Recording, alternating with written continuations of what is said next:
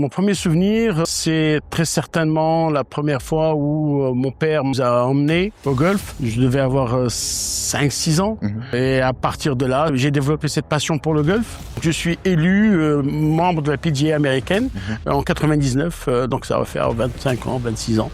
Et jusqu'à présent, je suis toujours le seul Marocain à être membre de la PGA américaine. On m'a toujours posé la question, c'est qui mon joueur préféré au golf? C'est mon père. Il est super swing.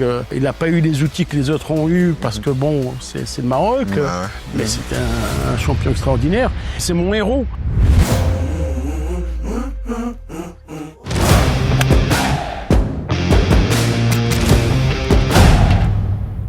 Bienvenue dans Par 72, le podcast qui ramène la petite balle blanche jusqu'à vous. Je suis Kizito Ndour, journaliste passionné de golf. Par 72 est un espace où celles et ceux qui font vivre le golf au Maroc viennent partager leur passion, leur parcours et leur vision. Dans ce 5e épisode, nous partons à la rencontre d'Ismaël Melouki, directeur des académies de Madef Golf. Enseignant aguerri, il partage avec nous son histoire familiale avec le golf et sa passion pour la transmission de ce sport qui lui tient à cœur. Place à l'épisode. Bonjour à toutes et à tous, bienvenue dans Par 72 avec Kizito Ndour. Nous sommes ici à Casa Green Golf où nous recevons M. Ismaël Melouki, directeur des académies de Madef Golf. M. Ismaël Melouki est le fils de la légende du golf marocain, Feu Mbarek Melouki. Avec lui, nous parlerons d'histoire du golf marocain, de transmission et d'enseignement. Monsieur Melouki, bonjour. Bonjour. Si je vous demandais de vous présenter à nos téléspectateurs ou à nos auditeurs, que leur diriez-vous? Rapidement, je suis du Maroc. Je suis né à Mohamedia. J'ai grandi au Maroc jusqu'au bac. Et puis, j'ai fait mes études supérieures en France et aux États-Unis. J'ai fait un cursus d'école d'ingénieur et puis après je suis resté dans le golf. Les gens comprendront que au Maroc on vous dit et donc mon père étant une des personnes qui étaient pionniers dans le golf, à la fin j'ai suivi son parcours. Là je suis directeur des académies de Madef Golf et puis voilà. Vous êtes directeur des académies de Madef Golf. J'ai envie de vous demander, en tant que fils de Feu Mbarek Melouki, quel est votre premier souvenir sur un parcours de golf? Écoutez, oui, mon premier souvenir, c'est très certainement la première fois où mon père nous a emmenés au golf. Je devais avoir 5-6 ans. Et à partir de là, j'ai développé cette passion pour le golf. Ça m'a permis de garder ce lien avec mon père, avec son activité, et puis j'ai découvert que c'était quelque chose que j'aimais énormément. C'est vrai qu'au début mon père n'était pas très chaud pour qu'on suive une carrière golfique, parce que bon, vous savez, à l'époque le sport en général n'était pas perçu comme générateur d'argent et de futur et d'avenir, et donc on s'est toujours focalisé sur les études, donc surtout les études supérieures et universitaires. Donc je me souviens ma première leçon avec mon père, je devais avoir 5-6 ans, un club beaucoup plus grand, un poids énorme, mais ravi d'être là avec mon père, hein. Donc et c'était à Mohamedia, c'était au golf de Mohamedia. C'était en quelle année? Écoutez, si je vous donne mon année, je vais vous dire quel âge j'ai. Donc, autant commencer dès maintenant. J'avais 5 ans, donc 5-6 ans, donc c'était en 70-71. Okay. Donc, voilà, donc j'avais 5-6 ans. Votre papa a insisté pour que vous fassiez des études, mais plutôt que du golf au départ, oui, si j'ai bien compris. Absolument, jusqu'à l'année de mon bac, jusqu'à il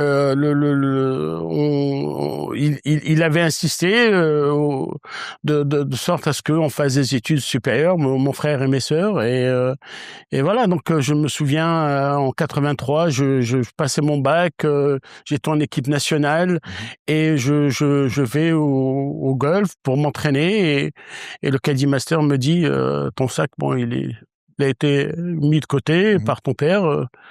Il veut plus te voir ici, il faut que tu ailles continuer à étudier. Et voilà, donc il était très pragmatique, il savait ce qu'il voulait et il avait tout à fait raison que pour poursuivre une carrière golfique au niveau où on était, vu qu'à l'époque c'était encore dans ses balbutiements, mais le golf devient plus tard une industrie. Pour cela, il fallait une tête bien pensante, bien faite, et effectivement, je le remercie d'avoir insisté sur ce côté-là. Vous faites bien de souligner cette anecdote-là, parce que c'est important, même pour les parents des jeunes qui font du golf actuellement, d'insister pour qu'ils travaillent bien à l'école, au-delà de travailler bien à l'académie, par exemple, quoi. Effectivement, la seule différence, c'est que on aurait pu à l'époque trouver un moyen d'associer les deux, ok, le sport et les études, mais on est quand même le fruit d'un système éducationnel à la française, et donc qui était complètement focalisé sur les études et non pas sur le sport, pas que le sport. Les activités extracurriculaires, vous les trouvez pas. Donc, vous faites, vous devez avoir votre bac, c'est 45 heures d'études, pas de temps pour faire du sport. Et puis après, on compare cela au système anglo-saxon, qui lui a pu balancer, équilibrer les deux. Et voilà, c'est un esprit sain dans un corps sain. Oui, mais on aurait bien aimé le faire. Donc, c'est pour ça que je dis aux parents de maintenant, aux parents, oui, effectivement, le sport, c'est génial. Les études aussi. Vous combinez les deux, c'est ce qu'on essaie de faire. Et vous avez ou bien un enfant qui a un projet de vie en tant qu'athlète, ou bien en tant que citoyen cadre dans la société. Tout à fait. Revenons au golf à proprement parler. Vous, est-ce que vous avez envisagé à un moment donné d'être professionnel ou pas? Mais écoutez, oui, c'est comme je vous disais, j'avais un modèle devant moi qui était celui de mon père. Je connaissais pas la demande pour arriver à un certain niveau. Vous avez quelqu'un devant vous à la maison qui est champion et qui joue à l'international, qui est aussi le premier Marocain à être professionnel de golf. Et donc c'est automatique. Et puis on se dit voilà, je vais faire la même chose. J'ai un très bon niveau de golf localement, et je précise localement. Et puis voilà, je m'oriente vers les États-Unis. Je fais des études. Je joue pour mon collège. Puis après, je vais à l'université où je suis remplaçant dans l'équipe. Et je me dis bon, après mon diplôme, je vais tenter l'expérience sur le tour américain. Et pour cela, je commence par le mini tour. Maintenant, on le retrouve un peu plus en Europe, mais avant, il existait aux États-Unis. Et donc, j'ai commencé par jouer sur le tour, le Space Coast Tour en Floride. Et honnêtement, je crois que j'étais bon. Et puis, bon, la réalité, boum, ça vous rattrape rapidement et on se dit bon, j'ai pas les éléments qu'il faut, j'ai pas eu la préparation qu'il fallait, et puis j'ai peut-être pas j'ai pas le niveau, mais j'aime le golf et donc je décide après avoir échoué 3 fois aux écoles de qualification, de me dire bon, il faut trouver une solution. Je veux pas revenir dans le monde industriel en tant qu'ingénieur, et je me mets dans l'enseignement dans l'industrie du golf. Et c'est là où je découvre que le golf est une industrie. Et non pas, c'est un modèle qui est complètement différent de ce qu'on a ici et ce qu'il y avait aussi en Europe à l'époque. Et vous avez commencé à enseigner en quelle année, où vous avez commencé à enseigner aux États-Unis, j'imagine, ou vous êtes rentré au Maroc plus? Non. J'ai fait toute ma carrière d'enseignement, mes certifications. Comment ça se passe aux États-Unis, c'est que vous vous passez des certifications au niveau de la PGA américaine et vous êtes c'est une certification qui est diplômante, qui est 4 à 5 ans après le bac, mais aussi il faut avoir un bachelor. Et donc cela vous facilite l'accès, mais il faut travailler dans un terrain de golf. Pour cela, ça a été un peu un choc parce que je me retrouve tout d'un coup vraiment dans le niveau basique où il a fallu que je ramasse des balles, je lave les voiturettes de golf, et ça c'est un peu un choc. Mais c'est comme ça qu'on apprend le métier. Et donc je passe mes certifications je commence en 94, 99, je reçois mon diplôme, mais on appelle ça être élu, to be elected as a member of the PGA. Et c'est le terme qu'ils utilisent. Et donc je suis élu membre de la PGA américaine en 99, donc ça va faire 25 ans, 26 ans. Et jusqu'à présent, je suis toujours le seul Marocain à être membre de la PGA américaine, mais j'espère que très bientôt, parce qu'il y a un programme qui a été mis en place avec la fédération, où on va avoir des jeunes qui vont aussi avoir cette certification. J'attends ça avec impatience. Ok. Est-ce que, selon vous, enseigner le golf, c'est transmettre une technique ou plutôt un état d'esprit? Écoutez, vous avez des milliers de livres qui vont vous dire comment enseigner le golf. Pour moi personnellement, c'est un état d'esprit. C'est un état d'esprit qui m'a été inculqué par mon père, et parce que le golf c'est une manière de vivre. Et donc enseigner le golf, c'est enseigner une manière de vivre, ses principes, ses règles. Honnêtement, c'est très beau comme chose. Donc le côté technique dans l'enseignement golfique, se limite justement au swing de golf. Et si vous me posez la question, le swing de golf, oui, c'est basé sur des fondamentaux.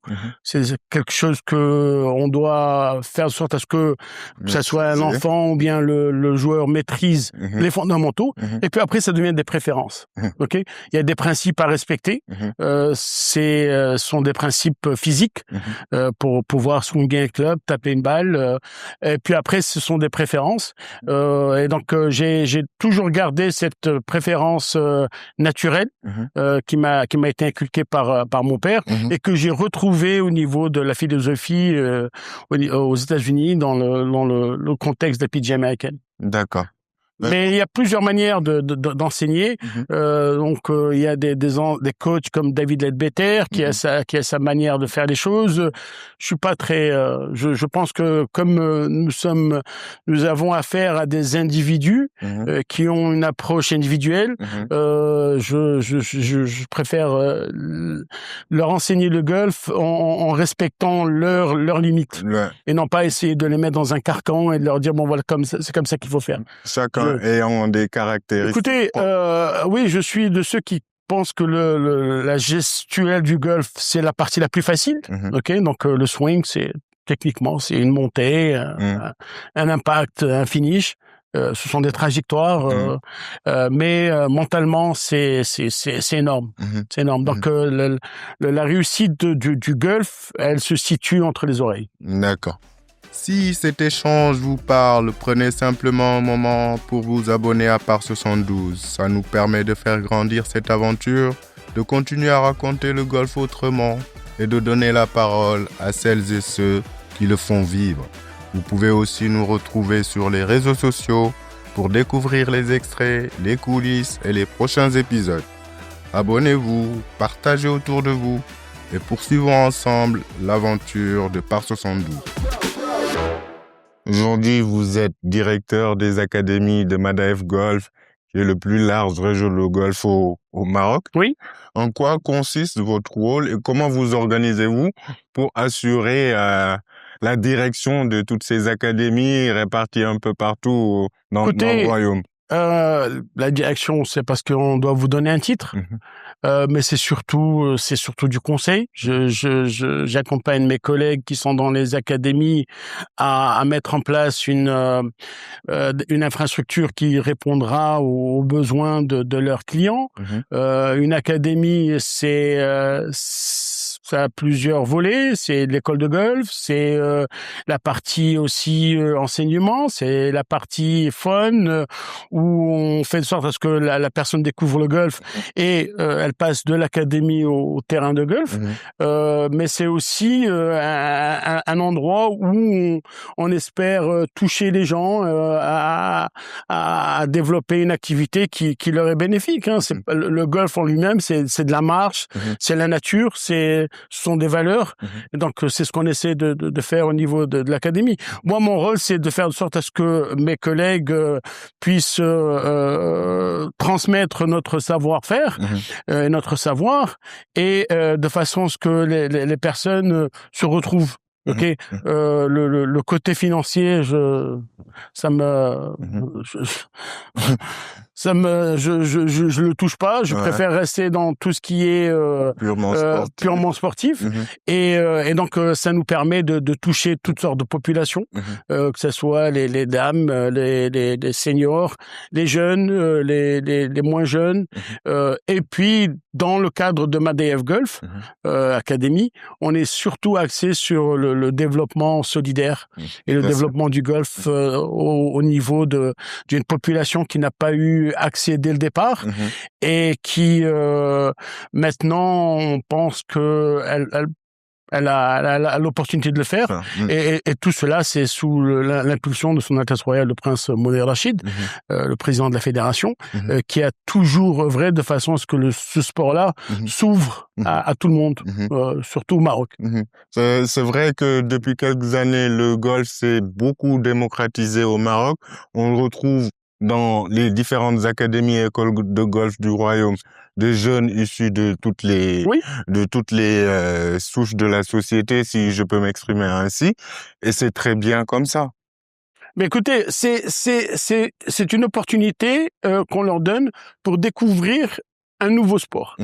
Un sport qui d'habitude on voit au niveau de la télévision, qui a toujours eu un souci d'image. Voilà, on a toujours parlé du golf comme étant un sport d'élite.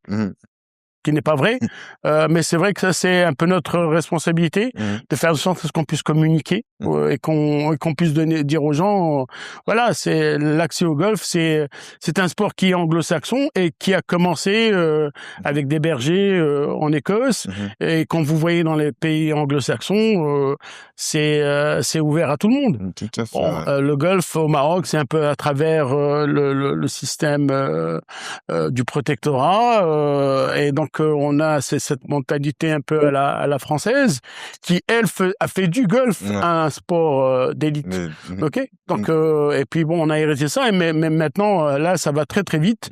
Ça commence à toucher plusieurs couches et les CSP maintenant sont confondus et je pense que c'est une question tout simplement de patience, de communiquer et de montrer que vous savez, ce n'est pas que le golf en lui-même en tant que sport, mais c'est aussi c'est un sport qui vous permet d'avoir une comment dirais-je une vue beaucoup plus rapprochée au niveau de l'écologie, au niveau de la nature, qui fait partie de notre culture au Maroc. Donc c'est une école de la vie tout simplement. C'est une école de la vie.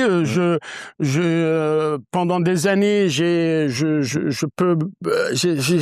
toujours dit à des mamans parce qu'elles nous amenaient leurs fillettes et on leur disait écoutez le golf c'est très proche de la religion musulmane et quand on leur explique les règles de jeu elles se disent mais après tout oui c'est vrai que la fillette va jouer au départ elle a son départ, cette mixité existe tout en étant tout en ayant une certaine limite respectable et on se dit dis merci sur le 18. Et voilà, c'est aussi un sport de famille. La dernière fois que j'ai vu une famille jouer au foot,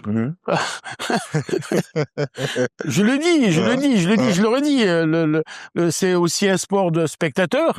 Ok, quand vous allez voir un tournoi de golf, vous allez marcher autant que les joueurs de golf.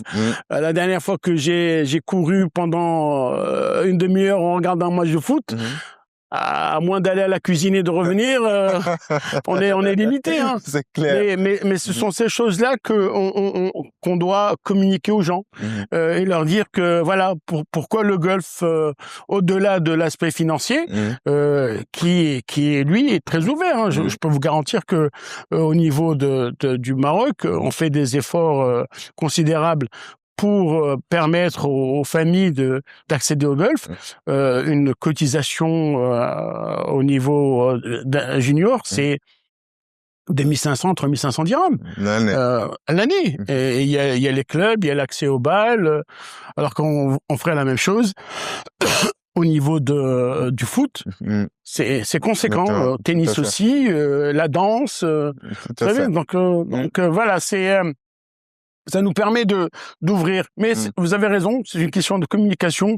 Il faut être patient, il faut aller et chaque fois faire de sorte à ce qu'on puisse faire de sorte à ce que le golf soit beaucoup plus accepté. Tout à fait. En tant qu'enseignant, quel a été votre plus beau souvenir ou votre plus belle réalisation? Vous savez, en tant qu'enseignant, notre plus belle réalisation, c'est toujours la dernière. Celle où on a eu des soucis à enseigner une personne à taper une balle tout droite, faire un draw, faire un fade. Donc cette satisfaction, elle est pratiquement journalière. Et le golfeur est une espèce éphémère. Ok. Aujourd'hui, il va être content. Demain, il n'est pas parce qu'il n'a pas joué de la même manière. Et c'est pour ça qu'on aime ce sport. Donc, honnêtement, j'ai eu des succès aux États-Unis parce que on parlait tout à l'heure de l'enseignement aux États-Unis. J'ai travaillé dans un golf privé. Parce que les golfs aux États-Unis, il y a plusieurs types de golf. Il y a les golfs publics, les golfs privés, les golfs semi-privés, les golfs à resort. Et généralement, l'élite est dans les golfs privés. Et être enseignant dans un golf privé, c'est un privilège. J'ai eu la chance d'avoir des boss qui m'ont énormément aidé, qui m'ont ouvert le chemin pour me dire tu peux le faire. Et voilà, c'est passer les étapes. Mais oui, j'ai eu des juniors qui ont eu des bourses. J'ai eu des juniors qui sont passés professionnels. Mais la satisfaction, c'est toujours la dernière personne, la dame qui a 70 ans qui veut taper un drive au-delà de 150 mètres.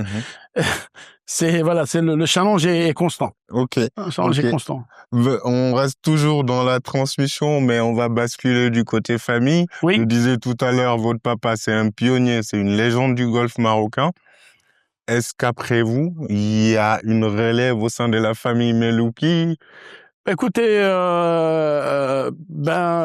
j'espère. Ça, comme ils disent aux États-Unis, it's skipped generations. Ça a sauté une génération, ça devait être la mienne. Mais non, j'ai mes enfants qui sont dans le golf, qui j'espère peut-être reviendront dans le golf. Là, il y en a un qui est dans la finance, l'autre qui est dans le conseil management.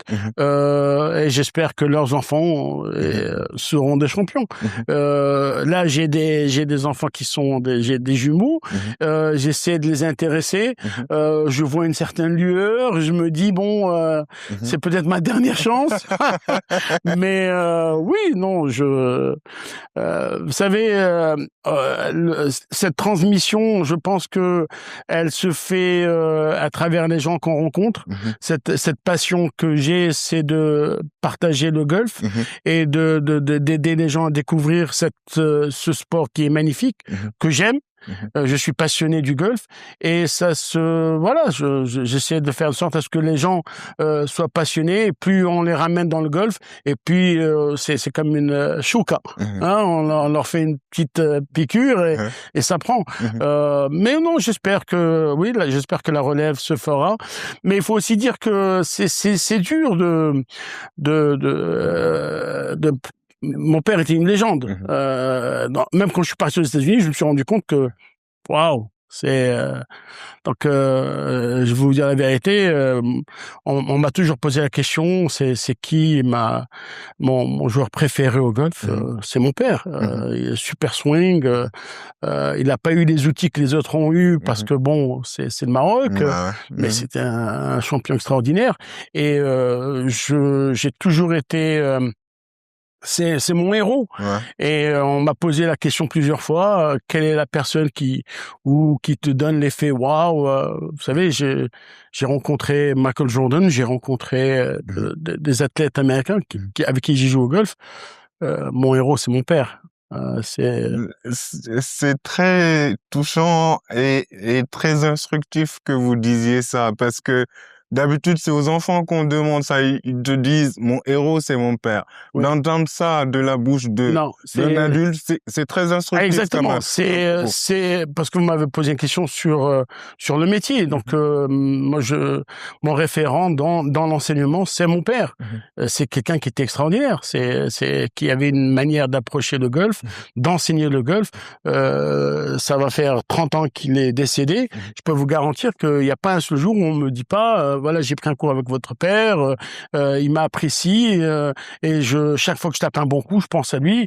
Vous savez, je peux en témoigner pour avoir fait des dossiers sur l'histoire du golf marocain, et quand je leur ai demandé quels étaient les enseignants de golf marocains qui vous viennent en tête, je parle de gens qui ont commencé à jouer dans les années 60-70, il y a le nom de votre père, Blacky, qui revenait. Il y avait le nom de Monsieur Macron aussi qui revenait.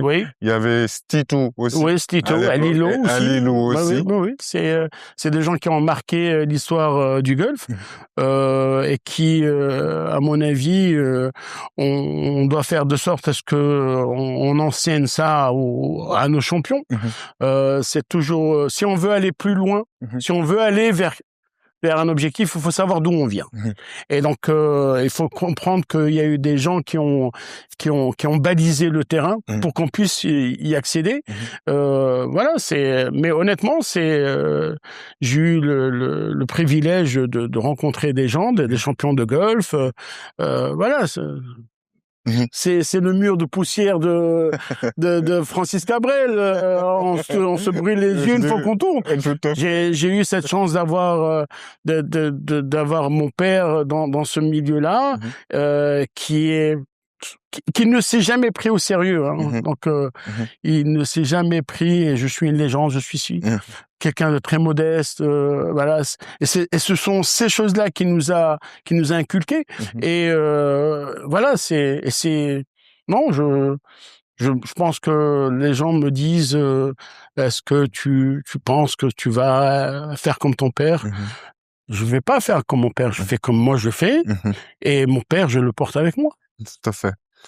Maintenant, avec le recul que vous avez de l'enseignant, directeur d'académie, après tant d'années dans le milieu golfique marocain, quel regard portez-vous sur cette jeune génération, garçons et filles d'ailleurs, qui percent un tout petit peu à l'international sur les circuits, ceux qui sont en sport-études aux États-Unis? C'est extraordinaire ce qui est en train de se passer. Vous savez, ce sont des jeunes qui ont la possibilité d'accéder au summum et qui n'ont pas de complexe. Et c'est extraordinaire. Moi, j'adore ça. Sky's the limit. Et ils y croient. Je pense que maintenant on a la possibilité, à travers la fédération, à travers ce que le prince a mis en place, d'accéder à ces niveaux-là. Ce sont des niveaux stratosphériques. Mais moi, j'y crois. J'y crois. On l'a démontré avec la jante féminine.